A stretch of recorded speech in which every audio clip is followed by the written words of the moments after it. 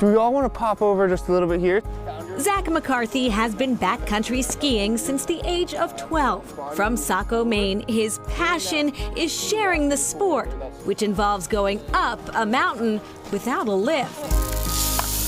That requires a skier or snowboarder to use skins, strips of material that provide traction to prevent slipping during the ascent. You're gonna pull there and then you're just gonna tighten that down. Cool. The equipment can be intimidating. Perfect.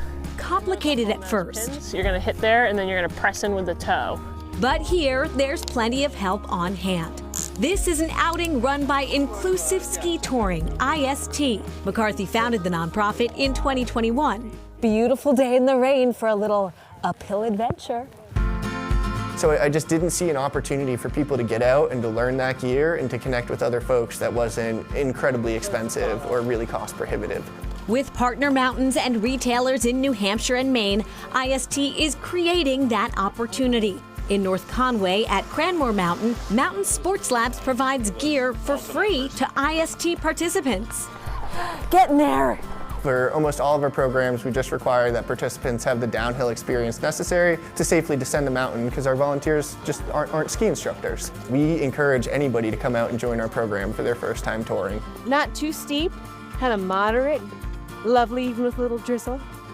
Big company. Great company, yes. So now it's the switcheroo. Woo! That means removing the skins and for snowboarders, assembling the board, which splits in two for the hike. 90% of the time, it's all new people.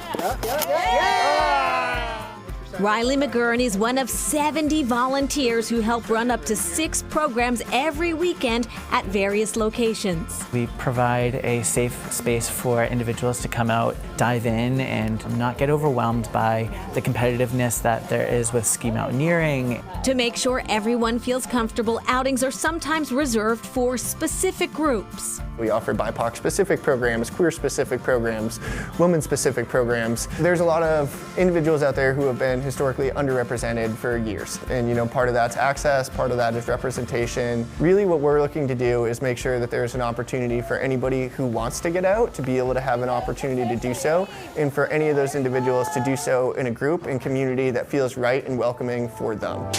In many ways, that's also the goal of the Venture Out Project, based in Florence, Massachusetts. Founder Perry Cohen. I grew up in southern New Hampshire, so I think we had 2 choices. It was either go outside or be miserable. So I chose the former, and I taught myself to trail run and to mountain bike and to ski. Around the time Cohen was coming out as trans at the age of 38, he realized he wanted to share the joy he found in nature with the trans and wider queer community. I started Venture Out with the idea that we would bring people outside for hikes and adventures and have them feel that sense of empowerment, that sense of embodiment and appreciation for their body that probably they hadn't felt before. Executive Director Meg Mitchell says while Venture Out began in Western Mass, they have a national presence. We have volunteer events that our certified and trained volunteers put on throughout the country. And ultimately the goal would be to have an event in every place where it's only a day's drive. There are family outings, but typically they're organized for adults. But it runs the gamut. The demographics and the populations we pull, 18 to 60 plus. It's a great opportunity for people to kind of break down even their own biases within the bias and really learn from each other. We run queer women's trips, anyone who identifies as a woman. We run trans and non-binary trips, and we've run BIPOC-specific trips.